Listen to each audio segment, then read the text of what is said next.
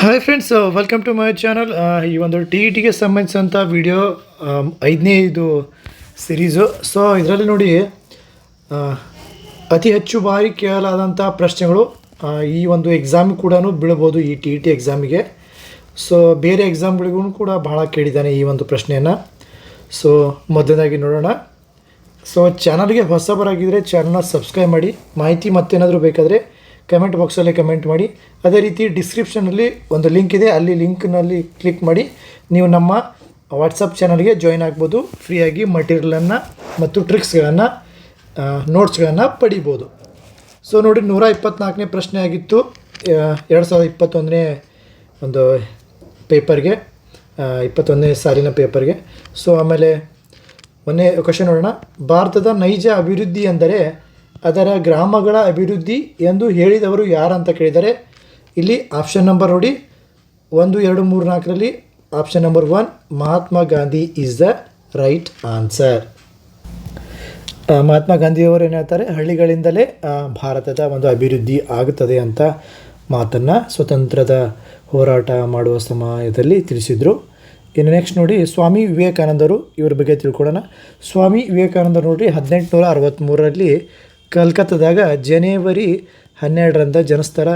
ಇವರ ಒಂದು ಜನ್ಮ ದಿನವನ್ನು ಯುವಕರ ಭಾರತದ ರಾಷ್ಟ್ರೀಯ ಯುವಕ ದಿನ ಅಂತ ಆಚರಣೆ ಮಾಡ್ತಾರೆ. ಇನ್ನು ನೆಕ್ಸ್ಟು ಇವರ ಒಂದು ಗುರುಗಳು ಯಾರಪ್ಪ ಅಂದರೆ ರಾಮಕೃಷ್ಣ ಪರಮಹಂಸ. ಇವರು 1897ರಲ್ಲಿ ಏನು ಮಾಡ್ತಾರೆ ಅಂದರೆ ರಾಮಕೃಷ್ಣ ಮಿಷನ್ ಅಂತ ಸ್ಥಾಪನೆ ಮಾಡ್ತಾರೆ. ಎಲ್ಲತ್ತಂದರೆ ಕಲ್ಕತ್ತಾದ ಬೇಲೂರು ಮಠದಲ್ಲಿ 1897ರಲ್ಲಿ. ಇನ್ನು 1893ರಲ್ಲಿ ಚಿಕಾಗೋ ಸರ್ವಧರ್ಮ ಸಮ್ಮೇಳನಕ್ಕೆ ಹೋಗಿರ್ತಾರೆ. ಸೊ ಇನ್ನು ಮಹಾತ್ಮ ಜ್ಯೋತಿಬಾ ಫುಲೆ ಅವರು, ಇವರು ಸತ್ಯಶೋಧಕ ಸಮಾಜವನ್ನು ಸ್ಥಾಪನೆ ಮಾಡ್ತಾರೆ. ಸತ್ಯಶೋಧಕ ಸಮಾಜವನ್ನು ಸ್ಥಾಪನೆ ಮಾಡ್ತಾರೆ. ಇವರು ಏನು ಮಾಡ್ತಾರೆ, ಮಹಾತ್ಮ ಜ್ಯೋತಿಬಾ ಫುಲೆ ಅವರು 1868ರಲ್ಲಿ ಏನು ಮಾಡ್ತಾರೆ, ಹೆಣ್ಣು ಮಕ್ಕಳಿಗಾಗಿ ಮೊದಲ ಪ್ರೈಮರಿ ಶಾಲೆಯನ್ನು ಇವರು ಪ್ರಾರಂಭ ಮಾಡ್ತಾರೆ. ಮಹಿಳಾ ಶಿಕ್ಷಣವನ್ನು ಪ್ರೋತ್ಸಾಹ ಇವರು ಮಾಡ್ತಾರೆ. ಇನ್ನು ಬಾಲಗಂಗಾಧರ ತಿಲಕ್ ಅವರು ನೋಡಿ ಫ್ರೆಂಡ್ಸ್, ಇವರು ಜುಲೈ 23ರಂದು ಜನನವನ್ನು ತಾಳ್ತಾರೆ. ಜುಲೈ 23ರಂದು ಜನನವನ್ನು ತಾಳ್ತಾರೆ 1856ರಲ್ಲಿ. ಸೊ ಇವರು ಸ್ವರಾಜ್ಯ ನನ್ನ ಜನ್ಮಸಿದ್ಧ ಹಕ್ಕು, ಅದನ್ನು ನಾನು ಪಡೆದೇ ತೀರುತ್ತೇನೆ ಅಂತ ಘೋಷಣೆಯನ್ನು ಹೇಳ್ತಾರೆ. ಆಮೇಲೆ ಗಣೇಶ ಚತುರ್ಥಿ ಮತ್ತು ಶಿವಾಜಿ ಒಂದು ಉತ್ಸವಗಳನ್ನು ಇವರೇ ಜಾರಿಗೆ ತರ್ತಾರೆ ಸ್ವಾತಂತ್ರ್ಯ ಹೋರಾಟ ಮಾಡೋದಕ್ಕೋಸ್ಕರ. ಇನ್ನು ನೆಕ್ಸ್ಟ್ ನೋಡೋಣ. ಬ್ರಿಟಿಷರ ಭೂ ಕಂದಾಯ ನೀತಿಗಳಿಂದ ಭಾರತದ ರೈತರು ಸಾಲದಲ್ಲೇ ಹುಟ್ಟಿ ಸಾಲದಲ್ಲೇ ಬದುಕಿ ಸಾಲದಲ್ಲೇ ಸತ್ತರು ಅಂತ ಹೇಳಿದವರು ಯಾರಪ್ಪ ಅಂತಂದರೆ, ಇಲ್ಲಿ ನೋಡ್ರಿ ಆಪ್ಷನ್ ನಂಬರ್ 4ರಲ್ಲಿ ಇಲ್ಲಿ option number 1 is the right answer. Charles Metcalfe ಅವರು ಈ ಒಂದು ಹೇಳಿಕೆಯನ್ನು ಹೇಳ್ತಾರೆ. ಇನ್ನು ಚಾರ್ಲ್ಸ್ ಮೆಟ್ಕಾಫ್ ಅವರು ನೋಡಿ ಫ್ರೆಂಡ್ಸ್, ಇವರು ಭಾರತ ಬ್ರಿಟಿಷ್ ಗವರ್ನರ್ ಆಗಿದ್ದರು. ಸೊ ಯಾವಾಗಪ್ಪ ಅಂದರೆ 1835ರಲ್ಲಿ ಇವರು ಭಾರತ ಗವರ್ನರ್ ಜನರಲ್ ಆಗಿದ್ದರು. ಇನ್ನು ಇವರನ್ನು ಚಾರ್ಲ್ಸ್ ಮೆಟ್ಕಾಫ್ ಅವರನ್ನು ಏನಂತ ಕರೀತಾರೆ ಅಂತಂದರೆ ಪತ್ರಿಕಾ ಮಾಧ್ಯಮದ ವಿಮೋಚನಕಾರ ಚಾರ್ಲ್ಸ್ ಮೆಟ್ಕಾಫ್ ಅಂತ ಹೇಳ್ಬೋದು. ಇನ್ನು ಎರಡನೇದಾಗಿ ನೋಡಿ, ಜೊನಾಥನ್ ಡಂಕನ್ ಇವರು ಭಾರತಕ್ಕೆ 1975ರಲ್ಲಿ ಏನು ಮಾಡ್ತಾರೆ ಅಂದರೆ 1875ರಲ್ಲಿ ಇವರು ಗವರ್ನರ್ ಜನರಲ್ ಆಗಿ ಬರ್ತಾರೆ. ಸೊ ಇವರ ಒಂದು ಇಂಪಾರ್ಟೆಂಟ್ ಕೆಲಸ ಯಾವುದಪ್ಪ ಅಂದರೆ 1875ರಲ್ಲ 1775ಕ್ಕೆ ಬರ್ತಾರೆ. ಸೊ ಇವರು 1791ರಲ್ಲಿ ಏನು ಮಾಡ್ತಾರೆ ಅಂದರೆ ಬನಾರಸ್ನಲ್ಲಿ ಸಂಸ್ಕೃತ ಕಾಲೇಜನ್ನು ಇವರು ಸ್ಥಾಪನೆ ಮಾಡ್ತಾರೆ, ಸಂಸ್ಕೃತ ಕಾಲೇಜ್, ಜೊನಾಥನ್ ಡಂಕನ್ ಅವರು. ನೆಕ್ಸ್ಟ್ ನೋಡಿ, ಚಾರ್ಲ್ಸ್ ಗ್ರ್ಯಾಂಟ್ ಅವರು ಭಾರತ ಸಂಸತ್ತಿನ ಸದಸ್ಯನಾಗಿ ಕಾರ್ಯವನ್ನು ನಿರ್ವಹಣೆ ಮಾಡಿದ್ದಾರೆ. ಇನ್ನು ಲಾರ್ಡ್ ಕಾರ್ನ್ ವಾಲಿಸ್ ಇವರು ಏನು ಮಾಡ್ತಾರೆ ಅಂತಂದರೆ 2 ಬಾರಿ ಗವರ್ನರ್ ಜನರಲ್ ಆಗಿ ಬರ್ತಾರೆ ಭಾರತಕ್ಕೆ. ಇವರು ಭಾರತದಲ್ಲಿ ಭಾರತದ ಖಾಯಂ ಗುತ್ತಿಗೆ ಪದ್ಧತಿಯನ್ನು ಜಾರಿಗೆ ತರ್ತಾರೆ. ಅಂದರೆ ಪರ್ಮನೆಂಟ್ ಲ್ಯಾಂಡ್ ರೆವಿನ್ಯೂ ಸೆಟಲ್ಮೆಂಟನ್ನು ಜಾರಿಗೆ ಭಾರತದಲ್ಲಿ ತರ್ತಾರೆ. ಇನ್ನು ನೆಕ್ಸ್ಟ್ ನೋಡೋಣ 125 ನೋಡಿ, ಸಾಮಾಜಿಕ ವರ್ತನೆಯನ್ನು ಅರ್ಥೈಸುವ ಅಧ್ಯಯನವೇ ಸಮಾಜಶಾಸ್ತ್ರ ಎಂದು ಹೇಳಿದವರು. ನೋಡಿ ಆಪ್ಷನ್ಸ್ 4 ಇದೆ, ಟ್ರೈ ಮಾಡಿ ಆನ್ಸರ್ ಹೇಳೋದಕ್ಕೆ. ಚಾನಲ್ಗೆ ಹೊಸಬರು ಹಾಕಿದರೆ ಚಾನಲ್ನ ಸಬ್ಸ್ಕ್ರೈಬನ್ನು ಕೂಡ ಮಾಡಿ, ಲೈಕು ಮಾಡಿ. ಲಿಂಕನ್ನು ಕೊಟ್ಟಿರ್ತೀನಿ ಡಿಸ್ಕ್ರಿಪ್ಷನಲ್ಲಿ, ಅಲ್ಲಿಯೂ ಕೂಡ ಹೋಗಿ ಕ್ಲಿಕ್ ಮಾಡಿ ಚಾನಲ್ ವಾಟ್ಸಪ್ ಚಾನಲ್ಗೆ ಜಾಯ್ನ್ ಆಗಿ. ಇಲ್ಲಿ option number 2 Max weber is the right answer. ಏನಂತಾರೆ, ಸಾಮಾಜಿಕ ವರ್ತನೆಯನ್ನು ಅರ್ಥೈಸುವ ಅಧ್ಯಯನವೇ ಸಮಾಜಶಾಸ್ತ್ರ ಅಂತ ಹೇಳ್ತಾರೆ. ಇನ್ನು ಆಗಸ್ಟ್ ಕಾಮ್ಟ್ ಅವರು ಸಮಾಜಶಾಸ್ತ್ರದ ಪಿತಾಮಹ ಅಂತ ಅಂತಾರೆ ಇವರಿಗೆ. ಆಮೇಲೆ ಎಮಿಲಿ ಡರ್ಕಿಮ್ ಸಮಾಜಶಾಸ್ತ್ರದ ಆಧುನಿಕ ಸಮಾಜಶಾಸ್ತ್ರದ ಪಿತಾಮಹ ಅಂತ ಇವ್ರಿಗೆ ಕರೀತಾರೆ. ಎಮಿಲಿ ಡರ್ಕಿಮ್ ಅವರಿಗೆ ಸಮಾಜಶಾಸ್ತ್ರ ಪಿತಾಮಹರು ಆಗಸ್ಟ್ ಕಾಮ್ಟ್ ಅವರು. ಇನ್ನು ಕಾರ್ಲ್ ಮಾರ್ಕ್ಸ್ ಅವರು ನೋಡಿ, ಒಬ್ಬ ಜರ್ಮನಿಯ ತತ್ವಶಾಸ್ತ್ರಜ್ಞರು ಕಾರ್ಲ್ ಮಾರ್ಕ್ಸ್ ಅವರು. ಇವರು ಏನು ಹೇಳ್ತಾರೆ ಅಂತಂದರೆ, ಒಂದು ಪುಸ್ತಕವನ್ನು ಬರೀತಾರೆ, ಗ್ರಂಥವನ್ನು ಬರೀತಾರೆ. ಯಾವುದಪ್ಪ ಅಂದರೆ ಕಮ್ಯುನಿಸ್ಟ್ ಮ್ಯಾನಿಫೆಸ್ಟೋ ಅಂತ ಬುಕ್ಕನ್ನು ಬರೀತಾರೆ. ಸೊ ಇದಿಷ್ಟು ಮಾಹಿತಿ. ನೆಕ್ಸ್ಟ್ ನೋಡಿ, ಇದನ್ನು ಭಾಳ ಇಂಪಾರ್ಟೆಂಟ್ ನೋಡಿ, ಜನರ ಸಾಮಾನ್ಯ ಜೀವನದ ವ್ಯವಹಾರವನ್ನು ಅಧ್ಯಯನ ಮಾಡುವುದೇ ಅರ್ಥಶಾಸ್ತ್ರ. ಇದನ್ನು ವ್ಯಾಖ್ಯಾನಿಸಿದವರು ಯಾರಂತ ಕೇಳಿದ್ದಾರೆ. ಟ್ರೈ ಮಾಡಿ ನೋಡೋ ಕಮೆಂಟ್ ಬಾಕ್ಸಲ್ಲಿ. ಇದೊಂದು ನಿಮಗೋಸ್ಕರ ಬಿಡ್ತೀನಿ. ಇದು ಕೇಳ್ತಾನೆ ಅತಿ ಹೆಚ್ಚು ಬಾರಿ ಕೇಳುವಂಥ ಪ್ರಶ್ನೆಗಳಲ್ಲಿ ಇದು ಕೂಡ ಒಂದು. ಓಕೆ, ಇನ್ನು ನೋಡಿರಿ 98ರಿಂದ ಕೇಳಿದ್ದ ಇದನ್ನು 2019ರಲ್ಲಿ ಕೇಳಿದಂಥ ಪ್ರಶ್ನೆ. ನನಗೆ ಹೊಡೆದ ಹೊಡೆತಗಳು ಭಾರತದಲ್ಲಿ ಬ್ರಿಟಿಷ್ ಆಡಳಿತದ ಶವಪಟ್ಟಿಗೆಯ ಕೊನೆಯ ಮೊಳೆಗಳಾಗಲಿವೆ. ತಮ್ಮ ಸಾವಿಗೆ ಮುನ್ನ ಹೀಗೆಂದು ಘೋಷಿಸಿದವರು ಯಾರು ಅಂತ ಕೇಳಿದ್ದಾರೆ. ಆಪ್ಷನ್ಸ್ ನೋಡಿ, ಬಾಲಗಂಗಾಧರ ತಿಲಕ್, ಸುಭಾಷ್ ಚಂದ್ರ ಬೋಸ್, ಲಾಲಾ ಲಜಪತ್ ರಾಯ್ ಅವರು, ಬಿಪಿನ್ ಚಂದ್ರ ಪಾಲ್ ಅವರು.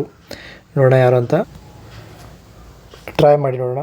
ಇಲ್ಲಿ ನೋಡಿ option number 3 is the right answer, Lala Lajpat Rai ಅವರು. ಇವ್ರಿಗೆ ಏನಂತ ಕರೀತಾರೆ ಅಂತಂದರೆ ಶೇರ್-ಇ ಪಂಜಾಬ್, ಅಂದರೆ ಪಂಜಾಬಿನ ಸಿಂಹ ಯಾರು, ಲಾಲಾ ಲಜಪತ್ ರಾಯ್ ಅವರು, ಪಂಜಾಬಿನ ಸಿಂಹ.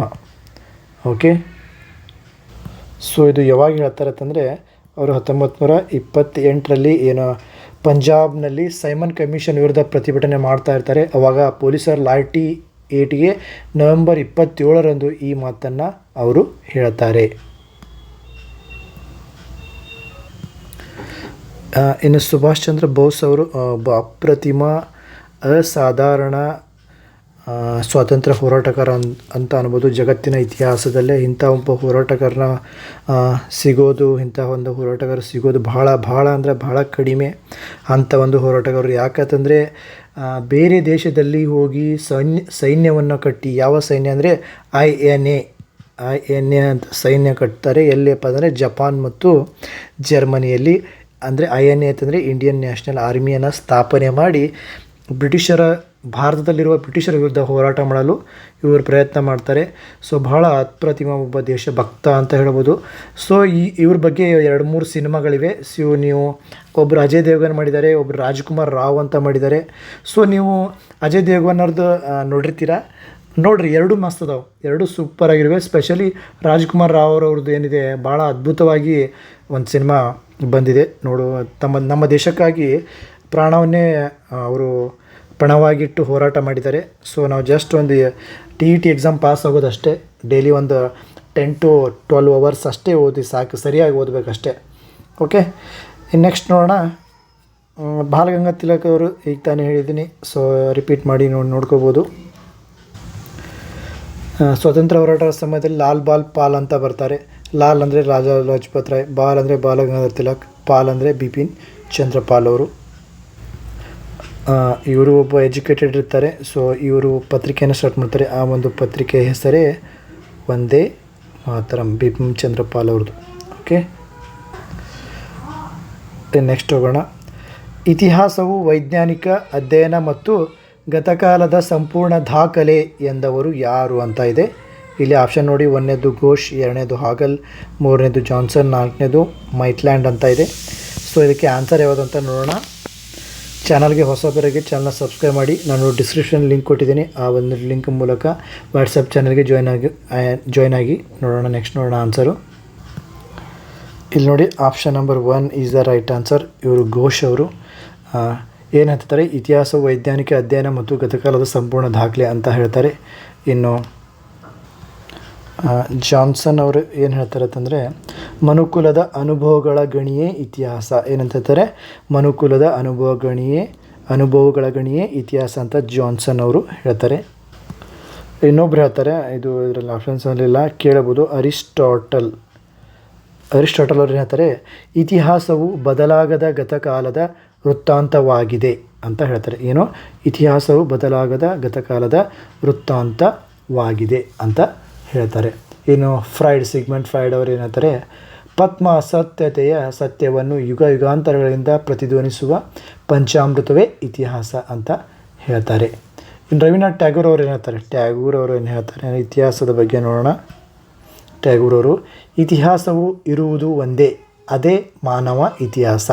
ಇತಿಹಾಸವು ಇರುವುದು ಒಂದೇ, ಅದೇ ಮಾನವ ಇತಿಹಾಸ ಅಂತ ರವೀಂದ್ರನಾಥ್ ಟ್ಯಾಗೂರ್ ಅವರು ಹೇಳ್ತಾರೆ. ಸೊ ಇದಿಷ್ಟು ಮಾಹಿತಿ ಫ್ರೆಂಡ್ಸ್. ಚಾನಲ್ಗೆ ಲೈಕ್ ಮಾಡಿ, ಹೊಸಬರಾಗಿದ್ದರೆ ಸಬ್ಸ್ಕ್ರೈಬ್ ಮಾಡಿ.